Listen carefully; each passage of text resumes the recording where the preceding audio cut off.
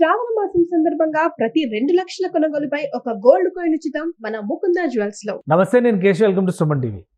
ఆంధ్రప్రదేశ్లో డ్వాక్రా తరహా స్వయం ఉపాధి సంఘాల నిర్వహణకి ఒక కొత్త పథకాన్ని ప్రభుత్వం అమల్లోకి తీసుకురాబోతోంది. కుటుంబశ్రీ పేరుతో గతంలో కేరళలో అమలైనటువంటి ఈ విధానాన్ని ఏపీలో విస్తరించేందుకు పంచాయతీరాజ్ శాఖ ప్రత్యేకమైనటువంటి ఏర్పాట్లు చేస్తున్నట్టుగా సమాచారం ఉంది. అసలు ప్రత్యేకంగా ఈ విధానాన్ని ఏపీకి తీసుకురావాలని పంచాయతీరాజ్ శాఖ మంత్రి, ఉప ముఖ్యమంత్రి పవన్ కళ్యాణ్ ఎందుకు ఆశిస్తున్నారు? ఈ విధానంలో ఉన్నటువంటి ప్రత్యేకతలు ఏంటి? ఈ అంశాలను విశ్లేషించేటువంటి ప్రయత్నం చేద్దాం. మనతో పాటు అనలిస్ట్ చంద్ర శ్రీనివాస్ గారు. నమస్కారం. కుటుంబశ్రీ అని ఒక పథకాన్ని ఏపీలో ఇంప్లిమెంట్ చేయాలని భావిస్తున్నట్టుగా ఒక సమాచారం ఉంది. అసలు ఏంటి పవన్ కళ్యాణ్ గారు ఎందుకు దీనిపైన స్పెషల్ ఫోకస్ పెట్టారు? డ్వాక్రా సంఘాలు అనగానే స్వయం ఉపాధి సంఘాలు అనేటువంటి ఇమేజ్ చాలా పెద్ద ఎత్తున ఉంది. కొత్తగా ఈ పథకం రావడం వల్ల ఈ విధానంలో ఉన్నటువంటి ప్రత్యేకత ఏంటి? డెఫినెట్గా అండి, ఇది కేరళలో ఆల్రెడీ సక్సెస్ అయింది. 10 సంవత్సరాల నుంచి కంటిన్యూ అవుతూ ఉంది. దాదాపు 3,16,000 గ్రూపులు ఉన్నాయి. దాంట్లో మహిళలే దాదాపు 46,000 మంది ఉన్నారంటే 3 స్టేజ్ సిస్టమ్ లాగా ఉంది. 3 స్టెప్స్, 3 టైర్ సిస్టమ్స్ లాగా. ఒకటి గ్రామాల్లో, తర్వాత జిల్లాల్లో, తర్వాత రాష్ట్ర స్థాయిలో మహిళలకి వాళ్ళ పరిసరాల్లో వాళ్ళ చేతి వృత్తులు కావచ్చు, వాళ్ళు చేసిన వస్తువులను మార్కెటింగ్ చేసుకోవటం, దాన్ని అవసరమైతే ఇన్వెస్ట్మెంట్ పెడతాం. ఆ విధంగా ఆ లేయర్ని కేంద్ర ప్రభుత్వం గుర్తించింది. కేరళలో ఇది సక్సెస్ ఫార్ములా. ఇది దేశం మొత్తం కూడా చేయాలన్న అంటే ఈ మధ్య వచ్చిన పథకం కాదు, ఇది పాత పథకమే. ఎందుకంటే కేరళ కొద్దిగా మనం అక్షరాస్యతలో కూడా నెంబర్ 1 మనం చూస్తాం. అదేవిధంగా కరోనాలో అరికట్టడంలో కూడా నెంబర్ 1గా ఉంది. కాబట్టి దేశ విదేశాల్లో ఎక్కువ మంది కేరళ వాళ్ళు ఉంటారు. నర్సులు కావచ్చు, అనేక మంది వాళ్ళు చదువుకున్న వాళ్ళు ఎక్కువగా. అదేవిధంగా అవేర్నెస్ కూడా ఎక్కువ ఉంటుంది. ఆయా రాష్ట్ర ప్రభుత్వాలు అప్పుడున్న ఇంప్లిమెంట్ చేసే ఆ పథకాల్లో ఆ ఆలోచన నుంచి ఏదైతే ఇప్పుడు పవన్ కళ్యాణ్ గారికి పంచాయతీరాజ్ శాఖ మంత్రిగా డ్వాక్రా మహిళలు అన్నీ కూడా దీని కింద వస్తాయి కదా. వీళ్ళు బాగుంటే గ్రామాలు బాగుంటాయి, ఆ ఇల్లు బాగుంటుంది, ఆ కుటుంబం బాగుంటుంది అనే ఉద్దేశంతో ఈ ఆలోచన ఎవరి దగ్గర నుంచి వచ్చింది? ఇంప్లిమెంట్ కృష్ణతేజ ఆల్రెడీ డిప్యుటేషన్ మీద, ఆయన కోరిక మీద తీసుకొచ్చారు. కేరళ నుంచి వచ్చారు ఐఏఎస్. ఎందుకంటే అక్కడ చూశాడు కాబట్టి. అక్కడ వరదల్లో కావచ్చు, మిగతా అన్ని కూడా గ్రామాల్లో ఏముంది, పథకాలు ఏంటనేది సక్సెస్ఫుల్ ఐఏఎస్ ఆఫీసర్గా పేరు తెచ్చుకున్నాడు. అంటే ఆ ప్రపోజల్స్, ఆ ఆలోచన కృష్ణతేజ గారు పవన్ గారికి తెలియజేయడం, పవన్ గారు ఇమీడియట్గా కేంద్ర ప్రభుత్వంతో, ఎందుకంటే కేంద్ర ప్రభుత్వం ఒక శాంపిల్గా, అంటే కేరళలో సక్సెస్ అయింది, 7 రాష్ట్రాల్లో పెట్టడానికి నిర్ణయించుకున్నారు. దాంట్లో భాగంగా మా రాష్ట్రంలో కూడా ఇంప్లిమెంట్ చేయండి, మేము ముందుంటాం అనేది పవన్ కళ్యాణ్ గారు ప్రపోజల్ చేయటం. అంటే కృష్ణతేజ గారి ఆలోచన అమలు చేసే బాధ్యత పవన్ కళ్యాణ్ గారు ఉప ముఖ్యమంత్రిగా తీసుకోవటం. పంచాయతీలో కూడా చాలా కీలకమైనవి కదా డ్వాక్రా ఆల్రెడీ సక్సెస్ అయిన ఫార్ములా మన దగ్గర. అంటే ఇప్పుడు ఆల్రెడీ డ్వాక్రా అనేది ఒక విధానం ఫాలో అవుతున్నారు, దానికంటే ఇది భిన్నంగా ఉంటుంది అనడానికి ఏంటి ఆధారం? ఈ మోడల్లో, ఈ కుటుంబశ్రీ అనేటువంటి పథకంలో కానీ ఆ మోడల్లో ఉన్నటువంటి ప్రత్యేకత ఏంటి? డెఫినెట్గా అండి, అంటే కుటుంబశ్రీ ఏంటంటే వాళ్ళ యొక్క ఉత్పత్తుల్ని మార్కెటింగ్ చేసుకోవడంలో దళారీ వ్యవస్థ లేకుండా సిస్టమేటిక్గా గ్రామ స్థాయి నుంచి జిల్లా స్థాయికి, జిల్లా స్థాయి నుంచి రాష్ట్ర స్థాయికి తీసుకెళ్ళి, అది అవసరమైతే రాష్ట్ర సరిహద్దులు దాటిన ఇతర రాష్ట్రాలకి, విదేశీ ఉత్పత్తులు కూడా చేసుకోవడానికి వాళ్ళకి వెసులుబాటు కల్పించే ప్రక్రియ. ఇది సక్సెస్ఫుల్ ఫార్ములా కాబట్టి అనేక జాతీయ అవార్డులు కేరళ రాష్ట్రానికి వచ్చినాయి. అంటే ఫ్రీక్వెంట్గా దాదాపు 5-6 సంవత్సరాల నుంచి కూడా కంటిన్యూగా అవార్డులు వస్తున్నాయి. అది ప్రధానమంత్రి గారి దృష్టి కూడా వచ్చిన పిమ్మట కేంద్ర ప్రభుత్వ పెద్దలు వీళ్ళందరూ కూడా నిర్ణయించుకొని ఈ పథకం దేశవ్యాప్తంగా ఇంప్లిమెంట్ చేద్దాం. ఆల్రెడీ సక్సెస్ఫుల్గా ఉన్నది కాబట్టి ఈ లేయర్స్ అన్ని 3 లేయర్స్ని ఇది చేసుకుంటే మహిళల సాధికారత ఎప్పుడైతే వస్తుందో ఆ కుటుంబం బాగుంటుంది. కాబట్టి ఇప్పుడు ఫస్ట్ లేయర్లో 20,000 మంది మిడిల్ ఏజ్లో ఉన్నప్పుడు, హై డిస్టిక్ లెవెల్లో 1,170 ఈ గ్రూపులు ఉన్నప్పుడు, ఓవరాల్గా 3,16,000 గ్రూపులు విస్తరించింది కేరళలో. ఒక కేరళలో 46,000 మంది ఉన్నారు. ఒక 3 టైర్ సిస్టమ్ అనేది ఫామ్ అయింది. ఇప్పుడు 100% 3 టైర్ సిస్టమ్ సక్సెస్ అయింది కాబట్టి ఆల్రెడీ డ్వాక్రా మహిళల్ని మరింత దీంట్లో సరళీకరణ చేసి చిన్న మార్పులు చేసేసి ఈ కేరళ సిస్టమ్ని పాటు కనుక తీసుకెళ్ళగలిగితే మహిళల్లో ఒక స్వావలంబన ఉంటుంది, ఆ కుటుంబం బాగుంటుంది, వాళ్ళు కూడా ఆర్థికంగా వాళ్ళ కాళ్ళ మీద వాళ్ళు నిలబడగలరు అనే పాయింట్ ఆఫ్ వ్యూ ఉంటుంది. బ్యాంకు రుణాలు ఇస్తారు, ఫస్ట్ స్టెప్ ప్రభుత్వమే కల్పిస్తుంది. దానంతటా వాళ్ళే దాన్ని ముందుకు తీసుకెళ్ళి డ్వాక్రా రుణాలు ఇచ్చేటువంటి క్రమంలో మనం ఆల్రెడీ సెల్ఫ్ హెల్ప్ గ్రూప్స్ అనగానే డ్వాక్రా గ్రూపులకి రుణాలు ఇవ్వడం అనేది ప్రాతిపదిక. అవునండి. ఇప్పుడు ఆ రుణాలు ఇచ్చే బాధ్యతను కూడా పంచాయతీరాజ్ శాఖే తీసుకుంటుందా? అంతే కదా. అంటే పంచాయతీలు కీలకంగా ఉండండి. పంచాయతీ పరిధిలో ఉంటాయి గ్రామాల్లో డ్వాక్రా మహిళలు కాబట్టి ఫస్ట్ స్టెప్ బ్యాంకులు రుణాలు ఇస్తారు. వాళ్ళ స్వావలంబన కోసం వాళ్ళకి ఒక సపోర్ట్ స్టార్ట్ చేసిన తర్వాత చివరికి వాళ్ళంతటా వాళ్ళే స్వయంగా ఆర్థికంగా నిలదొక్కునేలా చేస్తారు. నిలదొక్కునే చేసాయి. ఈ సిస్టమ్ అనేది చాలా మంచిగా ఆదర్శమైంది దేశానికి. కాబట్టి ముఖ్యంగా ఈ విషయంలో పవన్ కళ్యాణ్ గారిని, డిప్యూటీ సీఎం గారిని మనం అభినందించాలి.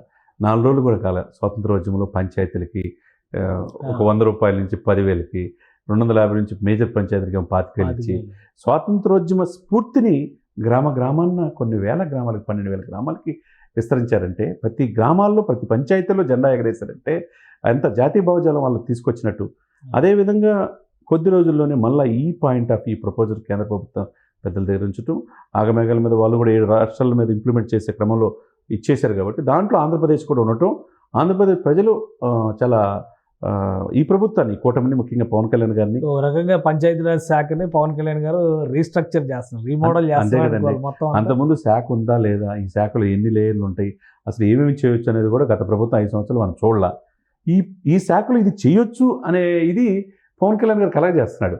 పంచాయతీలలో కావాల్సిన నిధుల విషయంలో కావచ్చు, గ్రామంలో ఈ యొక్క పనికి ఆహారం సెంట్రల్ గవర్నమెంట్ నుంచి ఆ పని దినాలని పెంచుకునే విషయంలో కావచ్చు, వాళ్ళ ఎంప్లాయ్మెంట్ కల్పించే విషయంలో కావచ్చు, ఒక సిస్టమేటిక్ వేలో. అంతకుముందు క్రమ పద్ధతి అనేది లేదు. దీంట్లో ఉన్న నిధులను వేరే దానికి డైవర్ట్ చేయటం అస్తవ్యస్తం అయిపోయింది. ఆ అస్తవ్యస్తమైన ఈ వ్యవస్థని ఏకీకృతం చేసే భాగంలో పంచాయతీ డబ్బులు ఎక్కడి నుంచి వస్తున్నాయి? అసలు ఉండడం అసలు డబ్బులే లేవన్నారు కదా, రోడ్లు వేయాలన్నా డబ్బులు లేవన్నారు, ఏది చెప్పినా డబ్బులు లేవన్నారు, సంక్షేమం తప్పితే వేరే దేనికి డబ్బులు లేవన్నారు. గత ప్రభుత్వం ఇప్పుడు ఎలా డబ్బులు వస్తున్నాయి అసలు? అదే కదా ఇప్పుడు ప్రశ్నించాల్సింది ఏంటంటే, గత ప్రభుత్వంలో ఎందుకు సంక్షేమ మాటను ఎక్కడి నుంచి తెచ్చారు, దేంట్లో డైవర్ట్ చేసి దేంట్లో ఇచ్చారు, ఇవన్నీ కూడా ఇప్పుడు ప్రభుత్వం ఎందుకు మరి 1వ తారీఖు జీతాలు ఇవ్వగలుగుతుంది? ఉద్యోగులు వస్తుంటే హ్యాపీగా ఫీల్ అవుతున్నారు. 14వ తారీఖు కానీ మా జీతాలు లేదు, 1వ తారీఖు తీసుకున్నాం, చాలా సంవత్సరాల తర్వాత ఆనందంగా ఉంది. అదేవిధంగా పెన్షన్ది కూడా 1వ తారీఖు వచ్చేస్తున్నాయి. అంటే 2 నెలలు రేపు 19వ తారీఖుతో పూర్తి అవుతుంది సార్ కేశవ గారు. ఈ 2 నెలల్లోనే వీళ్ళు కుటమి ఇచ్చిన హామీలకి దరిదాపుగా 100% సక్సెస్ తీసుకుని వెళ్తున్నట్టే. దాంట్లో ఈ సరికొత్త విధానాలు ఏదైతే దేశం మొత్తం ఇంప్లిమెంట్ చేసి సక్సెస్ అయ్యి ఆయా రాష్ట్రాల నుంచి తీసుకునే విధానాన్ని. కాదంటే ఒక డౌట్ ఏంటంటే, ఇప్పుడు జగన్మోహన్ రెడ్డి గారు పదే చెప్తున్న మాట ఏంటంటే, టోటల్గా ఫెయిల్ అయిపోయారు మీరు ఇచ్చిన హామీల్లో అంటున్నారు. పెన్షన్లు అమలు చేశారు, మీరు అన్నట్టుగా జీతాలు 1వ తారీఖు ఇస్తున్నారు, మరి కొత్త అప్పులు ఏమీ చేయట్లేదు. ఎక్కడ సోర్స్ ఆఫ్ ఇన్కమ్ ఏంటి అనేది ఒక డౌట్ ఉంది. ఇక్కడ ఏంటంటే బ్యాంకర్స్ ప్రభుత్వం మీద చిత్తశుద్ధి, 4.5 దశాబ్దాల అనుభవం ఉన్న, 4.5 దశాబ్దాలుగా రాజకీయ అనుభవం ఉన్న చంద్రబాబు నాయుడు గారు ఎలా తీసుకురాగలరో ఆయన తెలుసు. కేంద్ర ప్రభుత్వం నుంచి ఏ శాఖ నుంచి తీసుకొస్తే ఏ శాఖ నుంచి వస్తాయి, వడ్డీ లేని రుణాలు కావచ్చు, వరల్డ్ బ్యాంక్తో మాట్లాడుకోవచ్చు, మ్యాచింగ్ గ్రాంట్లు కావచ్చు, ఏదైనా కానీ రాష్ట్రాల మీద డిపెండ్ అయ్యండి ఎప్పుడైతే సెంట్రల్ గవర్నమెంట్ ఉంటుందో ఇంకా ఆ వెసులుబాటు ఎక్కువగా ఉంటుంది. ఎక్కువగా కేంద్ర ప్రభుత్వం తీసుకొని, అంతకుముందు మనం ఇప్పుడు జల్ జీవన్ మిషన్లో చాలా నిధులు వచ్చినా అవి ఇంప్లిమెంట్ చేసి అమలు చేసుకోవడంలో విఫలమైంది గత ప్రభుత్వం. కానీ వీళ్ళు ఎక్కడ ఏం చేయాలో సిస్టమేటిక్గా కన్స్ట్రక్టివ్గా వెళ్తున్నారు కాబట్టి వీళ్ళకి డబ్బులు అనేది కనపడుతుంది. అతి తొందరలో ఇవన్నీ ఓవర్కమ్ అయ్యి గత ప్రభుత్వం చేసిన 8 లక్షల కోట్ల అప్పులు మొత్తం కలిపి 10.5 లక్షల కోట్ల అప్పులు ఆంధ్రప్రదేశ్లో ఉన్నాయండి. ఇది తీర్చుకోవాలంటే ప్రతి నెల 6,000 కోట్లు తీసుకొచ్చి ఇవ్వాలి. ఇవన్నీ కూడా చేయాలంటే ఏంటంటే టూరిజం డెవలప్ చేసుకోవాలి, కేంద్ర ప్రభుత్వం నుంచి నిధులు తెచ్చుకోవాలి. దాదాపు 50,000 కోట్లు అడిగినట్టుగా తెలుస్తుంది. ఇప్పుడు ఆల్రెడీ ఆ పనిలో భాగంగా ఆంధ్రప్రదేశ్ అభివృద్ధి కోసం నిధుల కోసం ఆయన ఢిల్లీలోనే ఉన్నాడు కాబట్టి ఆయన డెఫినెట్గా ఇస్తారు. ఎందుకంటే ఈ ప్రభుత్వం మీద బాగుండాలని కోరుకోవాలి, ఆంధ్రప్రదేశ్ కోసం ఏమైనా చేయడానికి కేంద్ర ప్రభుత్వం ఉంది, కృతనిశ్చయంతో ఉన్నామని చెప్పి ఆల్రెడీ అమిత్ షా, మోదీ గారు చెప్తున్నారు. కాబట్టి పవన్ కళ్యాణ్ గారు, చంద్రబాబు నాయుడు గారు వీళ్ళిద్దరిని కూడా అంత ప్రాధాన్యత ఢిల్లీ లెవెల్లో ఉంది కాబట్టి నిధులు తీసుకురావడంలో ఎక్కడ భయపడాల్సిన అవసరం. అతి త్వరలో అంటే ఎప్పటిలోగా అమలు చేయొచ్చు కుటుంబశ్రీ, అంటే ఈ పావర్టీ ఇరాడికేషన్, ఒక రకంగా పేదరిక నిర్మూలన, గ్రామీణ అభివృద్ధిలో ఒక భాగంగా దీన్ని తీసుకురావాలనుకుంటున్నారు. ఎప్పటి నుంచి అమలు చేయొచ్చు? మీరు అన్నట్టు పావర్టీ ఎరాడికేషన్ అంటే దారిద్ర్య రేఖ దిగువన ఉన్న వాళ్ళకి, ముఖ్యంగా మహిళల్లో వాళ్ళ కాళ్ళ మీద నిలబడే చేయగలిగితే ఆ కుటుంబం బాగుంటుంది. ఆ కుటుంబ వ్యవస్థ బాగుంటే ఆ గ్రామం, ఆ రాష్ట్రం, ఆ జిల్లా బాగుంటుంది. కాబట్టి మీరు అన్నట్టు ఒక టైం బౌండ్ పెట్టుకొని ఇది ఇప్పటికిప్పుడు సక్సెస్ అవ్వాలంటే ఇది ఇమ్మీడియట్గా ఇది కాదు. అది కేరళ నుంచి వేరే రాష్ట్రం నుంచి మనం తీసుకుంటాం కాబట్టి ఆ రాష్ట్రాల్లో ఉన్న స్థితిగతులు, అక్కడున్న ప్రజలు, అక్కడున్న మహిళల అవేర్నెస్ వేరు. ఇక్కడ మహిళల ముందు ట్రైనింగ్ ఇవ్వాలి, వాళ్ళు అవేర్నెస్ కలగజేయాలి, తీసుకొచ్చి ఇంప్లిమెంట్ చేయాలంటే కనీసం 6 months నుంచి 1 year అవుతుంది.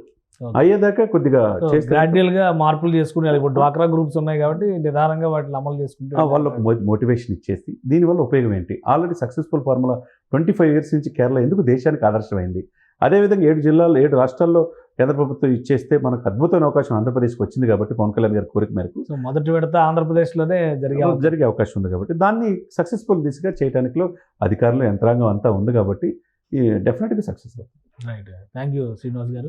ఇది కుటుంబశ్రీ అనేటువంటి ఒక కొత్త పథకంతో పంచాయతీరాజ్ శాఖలో విప్లవాన్ని తీసుకొచ్చేందుకు ఉప ముఖ్యమంత్రి పవన్ కళ్యాణ్ ప్రయత్నాలు చేస్తున్నారు. గతంలో కేరళలో అమలు చేసినటువంటి ఈ విధానం సక్సెస్ఫుల్గా ఉందని కేంద్ర ప్రభుత్వం అభిప్రాయపడడం, అలానే ఈ విధానాన్ని అమలు చేసేందుకు అనుమతి కూడా ఇచ్చినటువంటి నేపథ్యంలో అతి త్వరలో ఆంధ్రప్రదేశ్లో ఉన్నటువంటి స్వయం సహాయక గ్రూపులన్నిటినీ కూడా ఒక 3 టైర్ సిస్టంలోకి తీసుకురావడం ద్వారా వాళ్ళలో ఎంటర్ప్రెన్యూర్ మెకానిజంని డెవలప్ చేసేలాగా రాష్ట్ర ప్రభుత్వం కసరత్తు చేసే అవకాశాలు స్పష్టంగా కనిపిస్తున్నాయని చంద్ర శ్రీనివాస్ గారు విశ్లేషిస్తున్నారు. ఇది special discussion. Keep watching. Suman టీవీలో మీ పర్సనల్ అండ్ బిజినెస్ ప్రమోషన్స్ కోసం కింది నెంబర్కి కాంటాక్ట్ చేయండి.